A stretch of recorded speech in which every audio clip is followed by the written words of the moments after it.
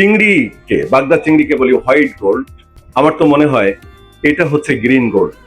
আমরা আমাদের ভাবনাটাকে এভাবে ছড়িয়ে দিতে চাই যে আমরা এই আমের বাজারজাতকরণটা একটা সুনির্দিষ্ট জায়গায় যদি নিতে পারি তাহলে চাষিরা খুবই উপকৃত হবে। সুতরাং সবাই এই যে 70,000 মেট্রিক টন আমের যে একটা অংশ একসঙ্গে বাজারে আসবে, তাহলে একসঙ্গে বাজারে আসলে কি হবে?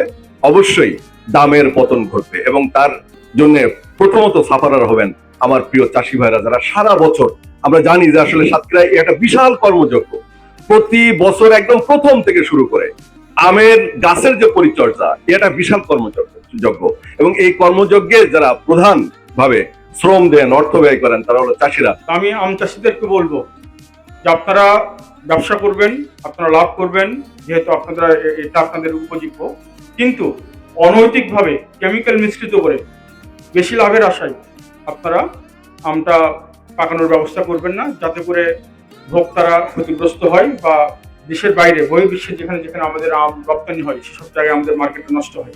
যারা এই অবৈধভাবে কেমিক্যাল মিশিয়ে আম পাকানোর প্রক্রিয়া করে, তাদেরকে যাতে পূর্বেই আমরা আইনের আওতায় নিয়ে আসতে পারি, যাতে আমগুলো বাজারজাত না হতে পারে।